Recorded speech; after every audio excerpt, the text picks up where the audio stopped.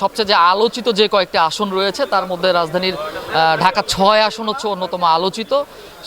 ইতিমধ্যে আমরা আসলে গ্যান্ডারিয়ার কয়েকটি ভোট কেন্দ্রের সার্বিক চিত্র আপনাদেরকে দেখিয়েছি এবং আমরা এই মুহূর্তে এইখানকার সম্ভবত উনি বিএনপির এই থানার একজন নেতা, ওনার সাথে আমরা আসলে একটু কথা বলার চেষ্টা করছি। এখন পর্যন্ত ভোটের সার্বিক পরিস্থিতি। বিসমিল্লাহির রহমানির রহিম। এখন পর্যন্ত ভোটের সার্বিক পরিস্থিতি খুব ভালো।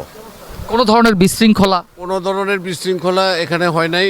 কোথাও আমাদের এই ওয়ার্ডে ৪৫ নম্বর ওয়ার্ডের কোথাও কোনো বিশৃঙ্খলা হয় নাই।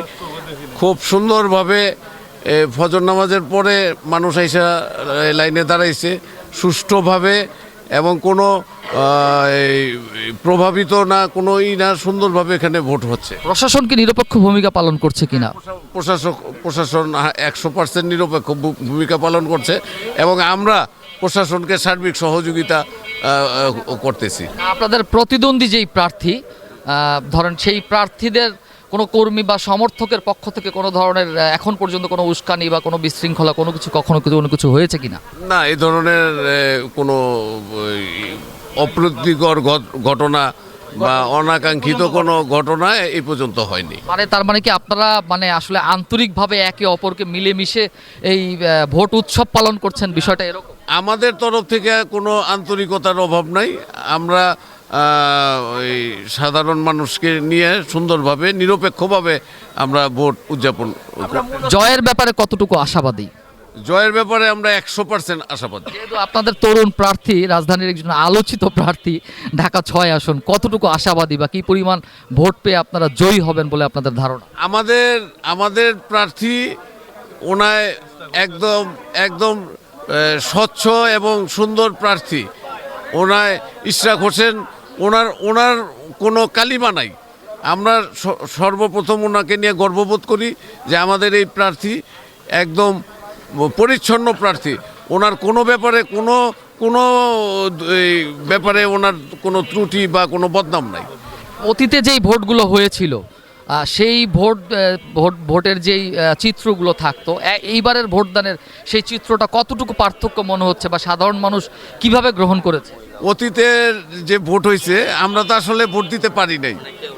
হ্যাঁ, অতীতের ওই ইতিহাসগুলা আসলে ওইটার সাথে তো এখন দিনে রাত্রে ডিফারেন্স।